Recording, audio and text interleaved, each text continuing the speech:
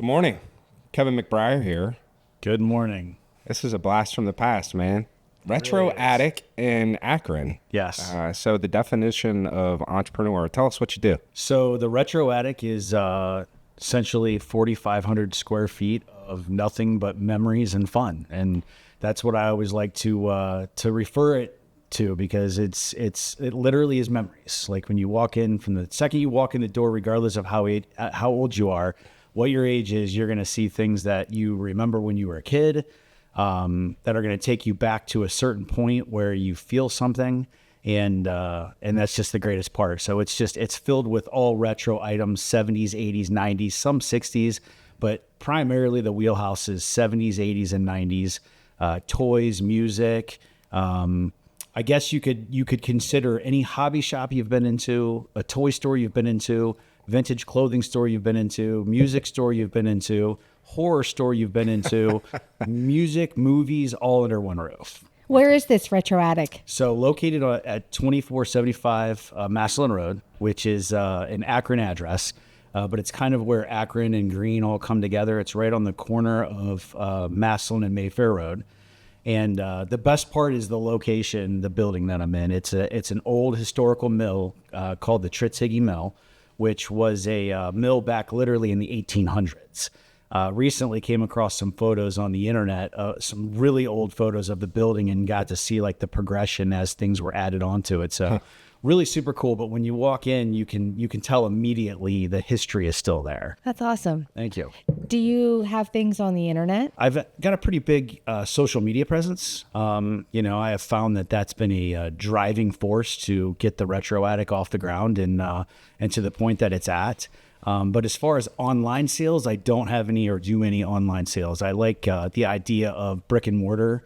I know we live in a day and age where everything is, you can just go online and buy it, but that's the whole point of a Retro Attic. It's all brick and mortar. You come there and you get to touch it, feel it. Well, these are original items, so you don't have a stock shelf or replenishing the same product. It's right. That is correct. Yeah. Yeah, your store. It's a one and only. It piece. is. Every piece. That's correct. Yeah. So I'm sure you do some videos or images of maybe what you have. I do. Like might draw people and cause them to want to come visit. That's exactly I saw that online. Yeah. Is that how that works? That social media is so important in driving people to your business. And, I've been very blessed to have a lot of people come and enjoy the shop and write raving reviews and tell people about it and comment and share anything that I've posted, because they're just, again, it's an emotional factor. It's not just going to the store and buying something. It's a true experience. It's a getaway for sure.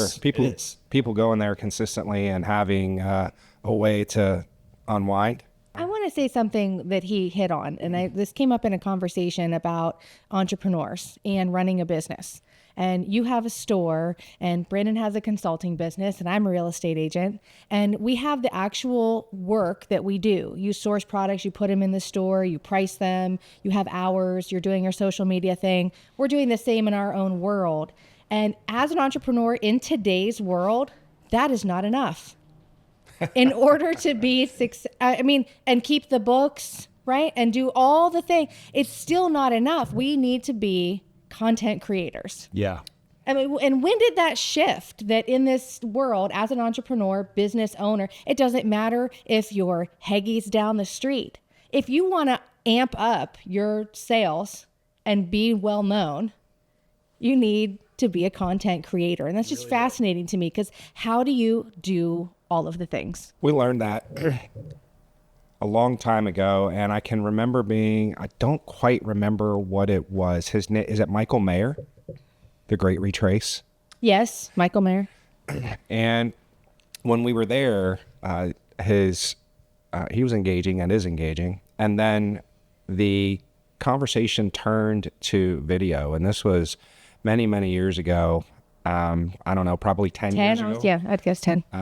Maybe 10 or more years ago, before phones and content became what it is today. And their focus was especially a build out of your content creation and video, not just content that is still, but video. And yeah, I think TikTok is a good example, and Reels, Instagram Reels, Facebook Reels, those are all things that are continuing to work their way through the algorithms, if you will. It's a matter of pivot, right? I mean, Yeah.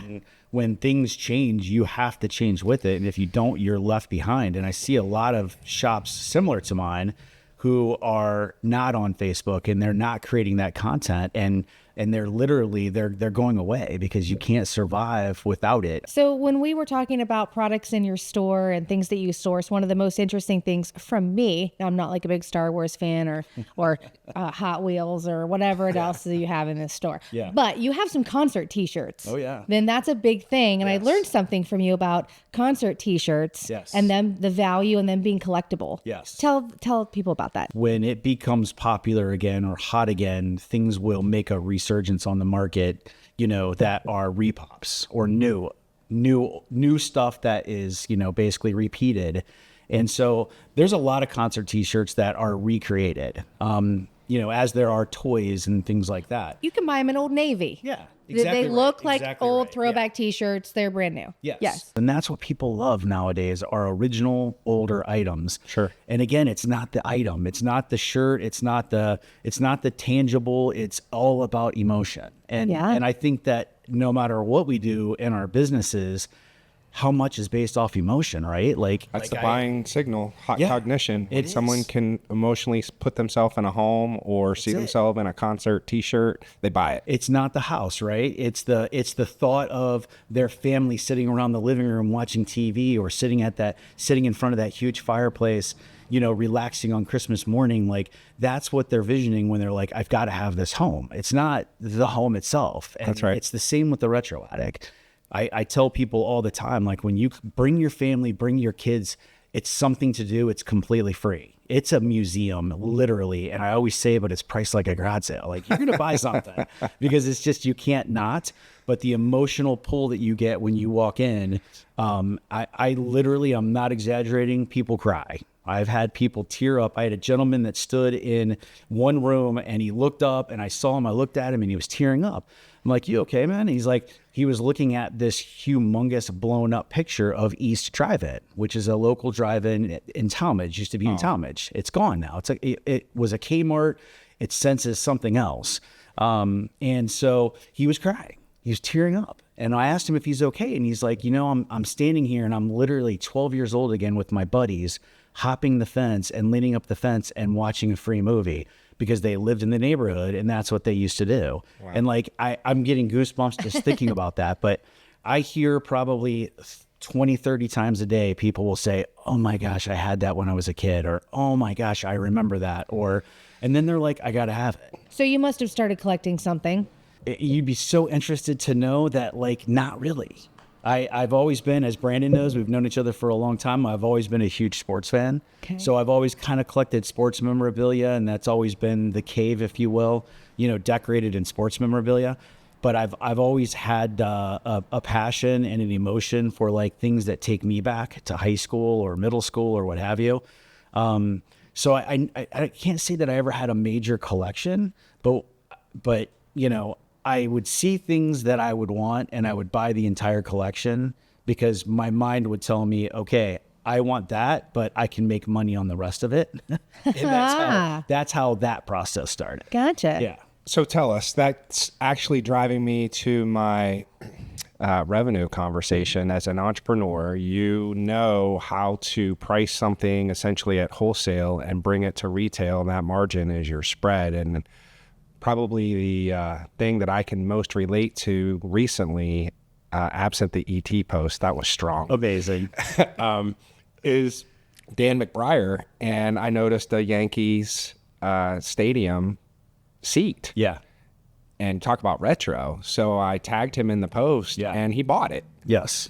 And I was texting with him, and you talk about emotion and all the things that come yeah. from that. And he's like, I can't wait to watch the games in the chair. Yeah. Or the seat. Yeah. So talk to us about how you've been able to establish a value, which is not an easy thing to do. Sure. And then you bookmark it for what you buy it, and you sell it to someone that comes into the retro attic. You're a wheeler and dealer, entrepreneur, Tell us about it. And funny on that, he sent me a text later on that evening and said, I'm sitting in my chair right now. And he said, I can't believe how I'm thinking about all the things that this chair has seen. Yeah. And like, that's the emotional tug. Like, so he's sitting in a chair that was in Yankee Stadium for probably a 30-year plus window. And he's imagining all of the home runs or World Series or, you know, what have you that chair saw. And that's emotion, right? Yeah. Like if these walls could talk. Yeah. So, you know, I think a lot of it, again, starts with the passion of really enjoying these items. Like, I'm not a Yankee fan, but I get it. When I saw that chair, I was like, I got to have this because I know someone's going to have this.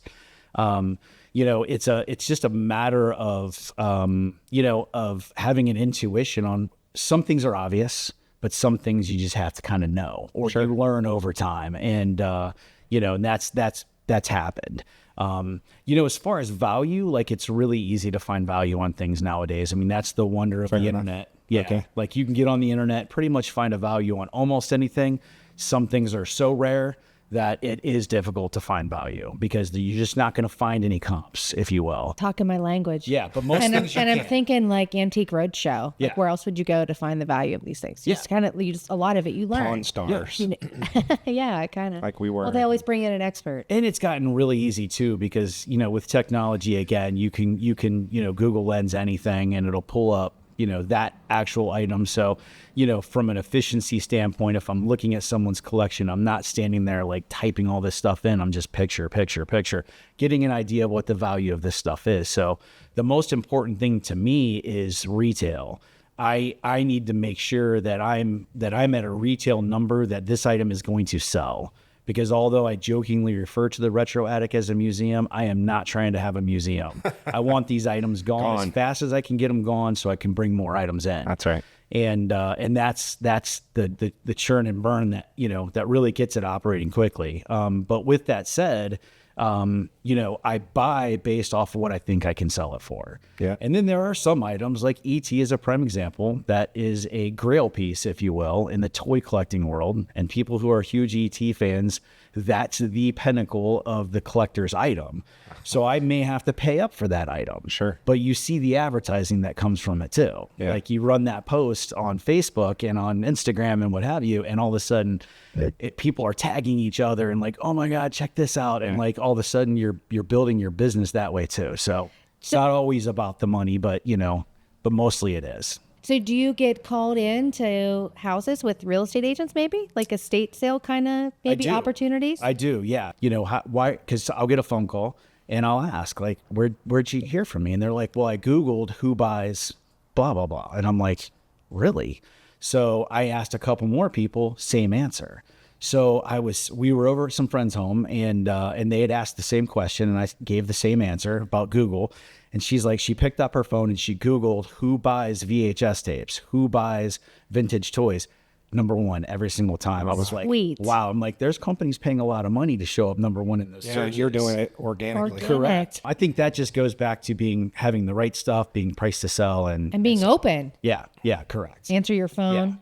And you have a location, physical location that people can walk into and see. Correct. Yeah.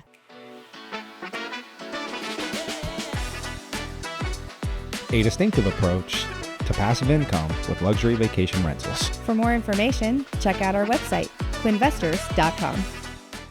So we're talking offset here, and we find out that everybody knows each other. Yeah. Right? Way back into the Marhofer days. So general manager at Marhofer, selling cars, and maybe originally salesman moving to mortgage broker. October of 1998, you hire a kid out of college. Yes. But my first, what I would call serious career was at Marhofer. And I was there for about 5 years. A buddy of mine had gotten into the mortgage business. This was back in the mid 90s and was like, oh, like you got to do this. Like, it's crazy. Like to get a license, like you just basically sign a piece of paper, like you background check. That's it. Like, I can't even remember if there was a background check. It's just like, and you're making millions. Ohio was one of the first states to require licensing, which is great. So there was zero compliance. It was just, hey, get here and do it. So, That felt gutsy to me. I will say that. So that was maybe somewhat of a little bit of a gutsy move at the time because I was comfortable at Marhofer. They had given me, at that point, they had offered me opportunity to be a team leader, that sort of thing, in my mid-20s. But I decided I'm going to go and try this mortgage thing. So I go to Continental Mortgage. I'm there for about 8 months. It went extremely well. It was definitely a niche for me that I did well at. Took it very serious, worked very hard, and did very well. And so 8 months into it, only 8 months into being a loan officer, an opportunity had opened up out in the Boardman area. There was an office that they were about to close down just because it was struggling, and they decided to give it one more chance. And I jokingly say they looked around the room and they're like, how about Kevin? Let's give him a try. He's had a good couple months. So they approached me to take over this, territory out here. And I, of course, say, absolutely, I'll do it. So I come out, and on day one, I pretty quickly realized that, there's some problems out here. Like this is going to be a challenge. I think at the time I'm probably 27 years old, and I'm walking into an office with like 35, 45, 55-year-old loan officers who had been doing it for years, but with such bad habits. And it was very easy to acknowledge that right out of the gate. So I'm like, I need people. I had, there were some interviews that were already lined up because the prior manager had run some ads in Pennsylvania, Slippery Rock. I'll let you tell that part of the story. And so one of my first interviews is the one and only Brandon Davis. So Brandon and I meet at a little bar, like a little restaurant bar. I forget, what was it called? Was that Inner Circle? Inner Circle, maybe. I don't know. You've got a great memory when it comes to stuff like that, but that sounds right. So we meet, and I was hooked, man. It was immediate. Your energy and your fire and your excitement, and what I liked about you, and I had done a lot of interviewing up to that point, in the car business for Marhofer, and I would get a lot of like what time do I get off work? What time do I have to be to work? What are my vacation days? And, a lot of smart questions that you should ask, but maybe in different order, where you had a lot of deep seated questions about how this business worked and what to expect. And I liked that about you. Imagine that. Yeah. So, but I would say that my biggest excitement about you was clean slate, if that makes any sense. Makes all the sense in the You world. had no idea what this business was about, and that was important to me because I already had an office filled with bad habits, and I needed somebody to come in that could basically help me erase some of those bad habits I knew right away that some people were going to be gone. They were not going to make it. I was very impressed with you. I was excited, and here we are, man. I just have one question. Crazy. Did he have hair back then? I think, he did have, but he always kept it really super short. And Yeah. And if he were wearing this cowboy hat, would you have hired him? So he had his college suit on, which was just like a button-up shirt. Khaki pants. Yeah, khaki pants and a Ooh, button-up with like the shirt. pleats. Yeah. And Yeah, brown right, dress right, shoes. right. Yeah. The best part is that, so I was explaining the commission structure on how you get paid. Okay. And I was explaining it as if you do $100,000 loan, you get paid basis point, like you get paid a percentage of that of the fees, like the origination fee and what have you. Well, I may have explained it, quickly. Mm-hmm. And so Brandon got all super excited and got big eyes. He went home and told Matt all about it. He's like, man, this opportunity is amazing. He's like, Matt's like, well, how do you get paid? And Brandon's like, well, I don't know. All I know is that if someone does $100,000 loan, you get half of that, $50,000. And Brandon's like, can I come too? So long story short, Matt accompanied Brandon to the next interview. And when I re-explained the commission structure, they were still super excited. Okay, that makes more sense. Actually, you really thought that. I did. Yeah. How old were you? I was 23, October of 98, October 12th, 1998. You have no idea how money worked, money moved, mortgages. Why did you go to this interview? At that point, I was doing a prelude to med school. So I had my bachelor's degree in exercise science physiology, and then my emphasis was pre-med, and I needed 8 more credits for 2 4-hour classes in the spring of and fall of 98. So when I finished going into the interview, I was fully available to do anything I wanted to do full time and stop working myself through school, if you will, at UPS and get back on a normal schedule. So no longer going to bed at, 7:30, 8 o'clock to get up at 2 o'clock to be at work at 3:30 for the preload. I could go do a real world job with my college degree, and this was it. So that's 26 years ago, starting a career of being in mortgage broker, mortgage banker, now the consulting business, and still having inroads into all of those channels. So how long did you guys work together? You were in this Continental Mortgage for... So 3 years. And then I became the branch manager, and Kevin went and started Madison Mortgage Group in Cuyahoga Falls. I kind of knew when I went out to Boardman, and I actually started looking at some property in Cranberry. There was an idea that Cranberry, I'd be opening another office in Cranberry, Pennsylvania. Yeah. So I started looking at property there, almost pulled the trigger on that. Kind of decided somewhere in that 1.5 year mark in the mortgage business that on the 3-year mark, which is one of the requirements to be a broker and get your broker's license in the state of Ohio, you had to have 3 years experience. So I kind of at that point had already set my mark on what I wanted to do, long term, which was open up my own brokerage firm. So when I hit the 3-year mark, I put my notice in, and Brandon was killing it. Like we literally, on the back of Brandon, like we literally went from about to be closed down to literally the by far number one office in Continental Mortgages world, by far. But we were actually ranked extremely high in the entire state. Based off numbers and loan production. So all from Youngstown, Ohio, yeah, which is not a real estate metropolis. Not at all. Hasn't figured that out. Especially not at the time. Yeah. At the time, like that was unheard of. It was the Akron, Cleveland market, Columbus market. So yeah, we really set the benchmark, which was fantastic and a lot of fun. But at any rate, I hit that 3-year mark and followed through with, what I had planned and got my broker's license and opened up a company in Cuyahoga Falls, Madison Mortgage Group. So that's essentially starting a whole new business. Correct. Yeah. Did that feel like a gutsy move at the time? It funny enough, it didn't. It's about feeling prepared. It's about feeling like it's about being confident. It's about not letting fear get in your way of what is an obvious opportunity. And I think when that happens and that lines up, it doesn't feel gutsy at the time. When I reflect back on it, it probably was a gutsy move. It's gutsy for most humans to take those chances and step out of that comfort zone.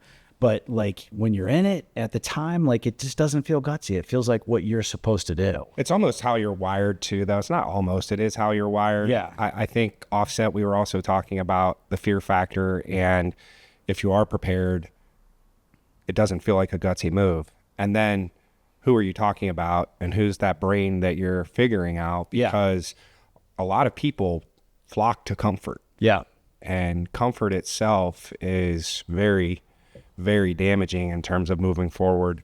If that's stagnation. Yeah. And if you're not going to move forward, then you're either moving forward or you're moving backwards. No question. Yeah. There's this saying that in order to grow, you need to be comfortable feeling uncomfortable. So much truth to that. And I've been on both ends of the spectrum, as I was saying off, we've talked about many times, as friends,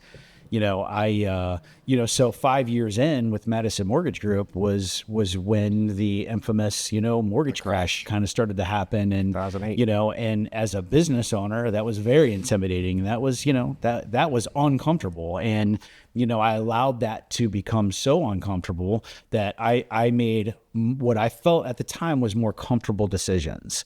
And, so I had been approached by the Marhofer Group, where I started my career, to come back and manage the dealerships. And so that at the time it was like, okay, I'm retreating to comfort and a 9-to-5, if you will, and a 401k and all of those happy, feeling comfortable things, because that was my, that's what my brain was telling me at the time I should be comfortable doing. Even though my mindset as entrepreneur, I was like, go collect a paycheck. I think you probably had some kids in the mix Sure. and other Yeah. life things too. You feel No responsible question. for doing young providing. family, and so so it and that's okay, because I don't fully regret those decisions, because I had an amazing second part of my career with Marhofer and ended up back at Marhofer for 15 more years, and and amazing friends, and it was an amazing opportunity. The income was amazing, and so it was definitely good for me. And I've learned a lot through that company and the family that I worked for. Such amazing people. So no regrets at all. And then over time, the hours became Yeah, Too you much. start getting a little older, and you start, when you work for someone and that's all you do, like you basically, you show up in the morning, you clock in, and and you're there, and when you're a team leader, you are there till close, and then sometimes after close, and so it's a lot of grueling long days, and that company tries to make it not feel that way, but it still is a lot. And, so yeah, I reached a point, and, and Brandon and I kept in touch over the years, and he and Matt were doing, very well with the prior company. And so I was, I was excited as he over the years had said, "Hey man, you ready to do this?" "No, I'm not ready to do it." "Hey man, you ready to do this?" "No, not ready to do it." Always recruiting. All of a sudden one day, "Hey man, you ready to do this?" "You know what? I think I am." So you came back in. Yeah, so I put my notice in at Marhofer, and that wasn't easy to do. So I'd say that did feel really gutsy for me. Yeah. And so I put my notice in at Marhofer and worked out a 30-day with those guys, and got back in the mortgage business. And if I hadn't taken the steps that that were taken, I wouldn't be where I'm at right now, doing what I absolutely love and passionate about. So it's funny how things happen for a reason. It is. So you went back into mortgages for a short period of time and then launched back to an entrepreneur. Correct. Like your history, you've done that Yeah. then now a couple of times where this is your true It's calling. just a calling. It is. Yeah, it's a good word. Yeah. It is his calling. He's got a great way with people, and just bouncing around doing the retro attic thing. It's fun to watch you continue to build that out. I did not know that about the Google organic search, so that's pretty great. Hey, Pretty awesome. what's the most interesting thing you have in the store right now? So right now it's so impossible to narrow it down to one thing, as there are just so Okay, many what is amazing one things. really cool? I would say, and I can't help it, I'm going to name a few, I'm sorry, but a Bob's Big Boy that literally came out of a Bob's Big Boy restaurant in Pennsylvania. Like the big Super thing cool. on the side of the restaurant? Yes, hamburger and all, like so sweet. And then of course an ET that I just acquired, that's like a life-size ET from 1982 that was a hamper / toy box, super cool. But probably one of my favorite things is right when you walk in the front door, there's a movie theater marquee. The lights all still work on it, plugged in, and I have it turned on every single day with a original Teenage Mutant Ninja Turtles movie poster in the marquee, which is just so cool. So, but there's too many to just name a few. Like I could go on all day about. I think we need to send Will from Cast Iron to the store and pick up a couple new things for the That would be a good for idea. the soda shop. I'm sure they would Yeah, enjoy I was like, doing that. instantly, my brain goes to there'd be some cool stuff there. Yeah. But a big boy, that's so great. I often wonder, like, what all did this Bob's Big Boy see? It was accompanied by a Betty Boop that's like 5.5 foot tall on roller skates. And I guess the Bob's Big Boy that was in Pennsylvania was one of the original Bob's Big Boys, and they used to have curb service. Like that's how, like back in the 50s when the servers would be on roller skates and bring the food out to the car. So they had this Betty Boop as well on roller skates. And I often wonder, like, what have these two like things seen all these years from the 50s on? Like, it's just cool stuff. So Buying, selling, or investing, we are the creative ones. Visit us at creativeones.com. And it's interesting to just watch you articulate that. Retro Attic is an extremely gutsy move. And it's literally generating revenue from one man's junk is another man's treasure, and someone's going to come in and buy that. Yes. And so you're putting out there through your social media presence. You got your organic Google searches, which is a pretty cool feature that I didn't actually know about. And then we just talked about our relationship way back in the day, dating to 1998. My gosh. Scary. And staying in contact, which is a pastime of mine. I will, like a customer, I will follow up. So prospect, present, follow up, and always following up. You mentioned it, always recruiting. So I kept talking and then listening to you, and you're just not ready. And you felt like it was a gutsy move to leave Marhofer, which was coming to another W-2 position that you already had experience with. You owned a company previously, and you came back in and just as quickly maybe morphed into Retro Attic, which is originating with a garage business, no different than Jeff Bezos and Amazon. A little bit different, but but I follow your logic. I mean, he started his, I think it was in the late 90s. Yeah. So tell us about that and that whole gutsy move mindset that you just didn't feel like it was gutsy, and you started in your garage. Yeah, so I think the reason why I didn't feel gutsy is because part of the reason that lured me, if you will, back into the mortgage business was the flexibility of my time to enjoy grandchildren's, functions, what have you, my time with the grandchildren, my 11-year-old who was playing sports, and be able to, entertain those items, events more often and not miss out on so much. And so when I got back in the mortgage business, when you go from car business to mortgage business, and the mortgage business is a grind, don't get me wrong, you literally find just a ridiculous amount of time on your hands from start to finish, because there's uptime and there's downtime, whereas car business, you're clocked in and it's all their time. And so I found a lot more time on my hands, and, I would use that time obviously to, try to network and, all of those things, but there just was still downtime. And so I amped up my hobby a little bit, which was buying and selling at the same time that I was pounding the pavement and what have you.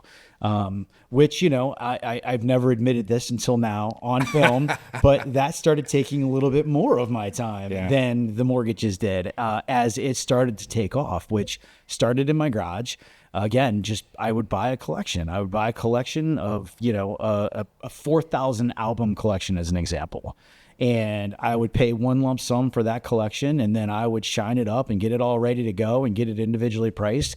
And I would run ads, and people would come to my house and buy albums. And it turned into, like, for example, certain times my garage was a record store, and I would have 15 people coming over on a Sunday to flip through the albums and buy albums. Wow. And it was lucrative. It was working. But of course, this was my home and my neighborhood, and so it wasn't sustainable. So finally one day I told my wife, look, I either need to stop this, or I need to take it serious. And at that point in time, there was a building that was within my vicinity, and it was a really super cool architectural building that I was always drawn to visually. And so I stopped in one day. It was an antique store. And I pulled the trigger and leased some space upstairs. It was like 750 square feet. And I was so big. I had my separate entrance, called it the Retro Attic. And my idea was I'll work on mortgages out of the Retro Attic. And I did. And that worked. But I got so busy, and there was such demand and so many people flooding into the Retro Attic when I was open, which was very limited hours, that it kept growing, and I kept taking more space in this building. And I went from, in, 7 months, I went from 700 square feet to 1,200 square feet to 1,800 square feet. And then it was probably about a year into it. I had already retired out of the mortgage business at that point and put it behind me, because it just wanted to be fair. Yeah. I'm doing this now, and it was taking all my time. Now I get those relationships. Yeah, that's right. That's right. Call Brandon. I want to say it was a year and a half in. I'm 4,500 square feet, and it's just flowing. And it never felt gutsy. It just didn't, because I think because it was baby steps, it didn't feel gutsy. But also there was no fear at all for me. And I think that's the difference. When I had Madison Mortgage Group and decided to close the doors, I was afraid. Yeah. I allowed fear back in. And I think that anyone that listens to your podcast or that are in your circle and are thinking about, like, and this isn't a plug, but are thinking about investment property or Airbnb or whatever the case may be, and they have the means and the ability to do it, if they just get that fear out of the way, boom, they're in. And then all of a sudden it's not scary anymore. And it's just that one little tiny trigger is all it is. I remember asking Brandon what you were doing. Like, what's Kevin up to? I don't know. Is he still doing mortgages, or what's he doing? And the translation to me, I think at the time was, I don't know. I think he's like selling, records and baseball cards out of his basement or something. It is hard to explain. And I was like, what? It's no different than people asking me what I do with corporate consulting. And I think the analogy of having it as a side hustle for many years, as I did, that's what I would do in the evenings and on the weekends. I would help people with what I do now through corporate consulting and build out their business and work with them on commercial products and ways to develop more cash flow. And so it was just something that I had this awareness of, and it came through experience. And similarly, the fear factor. So you're wearing a necklace today. We'll call that art by Anissa. Yes. Anissa DeLeo. It was a gift from a client. And we had She made it. been in Phoenix for 3 weeks, and I got a call from, or a text from Anissa, and she goes, "You delivered the Altoona mirror. Where are you from?" And I'm like, "How in the world do you know I delivered the Altoona mirror?" Well, on the podcast, Gutsy Moves, we're talking about this back in the day, and I delivered the Altoona mirror in a wagon and a backpack and those newspaper bags. So I'm talking with she and her husband and understanding what they're getting ready to go do, because they were under contract to very similarly buy a building. So she's got this ability. She's an artist. She does mosaics, but she's just we're talking about murals and all the things that she's able to do. She painted our window for the holidays. And the fear factor for them was this building. And do I really launch my art career out of this building? And how does that work from tax planning? And how do we do this related to our house? And her husband is works at a nuclear power plant. He's one of 98 people in the country with this position. Wow. Which is pretty amazing. They were fearful that it would take money away from their family, and that going out and doing this thing and spending money on this opportunity was detracting from something else. And they needed the help and the encouragement to see that it all feeds back, because you took money and time away from your family to build the retro attic. Yeah. And now you're in a better situation for your family because you did that. It comes full circle. So you've got to be able to, sometimes you just need a little, partner, basically. And fear's like, okay. come on, let's go. It's okay to be reluctant. It's okay to, to do your homework and, and have those questions. But at the margin, to let fear get in the way what you have realized, this is an opportunity for me, but you let fear stop you. That's unfortunate. You can't let it be paralyzing. You can't. You just can't. You can't. Yeah, that's when we stop growing. Right. So you're either moving forward or you're moving backwards. Stagnation is not really a real thing in life. So what we impress upon individuals is surround yourself with people that know more, and then figure out how to do what it is that you're focused on at a higher level. And so they did that, and kudos to them, the DeLeos, for buying the building, moving Anissa into the building. They're in the process of still doing that. This is only not even a month old yet, and powering through some of the doubts associated with, can I really do this? And the opportunity to share time with them and hear their story about how they arrived at that decision. Very similar to ways that you just, do I turn right or do I turn left? Sure. And by doing that, it changes not only the day, but it changes your life. This is reminding me of a conversation that we had together at Sunsets and Suds last summer, spending some quality time together while we were not working, and doing some, I think, encouragement of buying a building or buying your own space and not leasing. Yes. How do you do that? It's just the next step in Correct. growth. Yeah, that is exactly right. Yeah. So I'm going to find you a space. Well, I on one of your podcasts, I've watched them all. They're amazing, by the way. There was a guest that you had said something similar to, and he was like, "Let's table that." I was cracking up when he said that. Yeah, well, because it hits home. Yeah. It's every episode, every topic, every guest, someone can resonate usually, or one episode hits home For sure. more than another. So, And it's interesting that you bring that up and how that happened at Sunsets and Suds. And that takes us to, what we do in our short-term rentals, the conversations that are had, the spaces that we create, the memories that we create, the emotional connection that it has. And that's no different than some of the conversations that we had at Views and Brews this past September with Joel and the M4 team for the private equity group. So it just puts us in this position where we can continue to have conversations with entrepreneurs. And here we are having another fluid one with you. So thank you for coming. No, it's when you guys asked me to be a part of this, it was, I'm like, all right, I've made it. 1998 to 2025. Goodness gracious, that's hard to believe. It really is. It's almost kind of scary.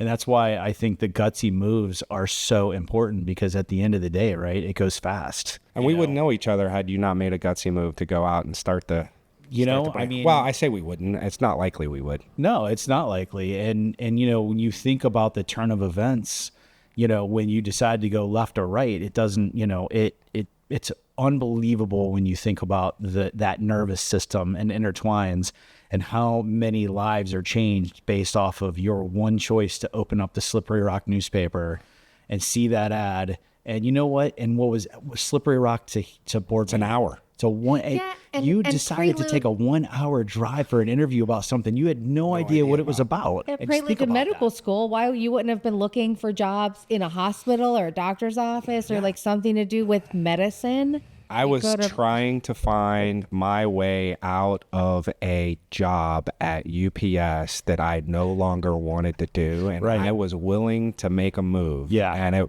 it's amazing. Like, I'll do anything. What's happened since then? 50%. It literally, exactly. You were that uncomfortable that this didn't seem uncomfortable. Yeah. It reminds hour me away. of a conversation that I had, so Bob Gratz, manager at Next Door Lending, and his conversation with me about the same thing when we hired him several years ago. He had no idea how to monetize things after the interview. And he was so pumped up that he was no longer going to be, working as a teller at a bank branch, that he could actually finally be a loan officer, because he had been told no a few times. And so we've turned that no longer from just a loan officer to now, a branch manager for a national brand. It's pretty That's great. awesome. Love it.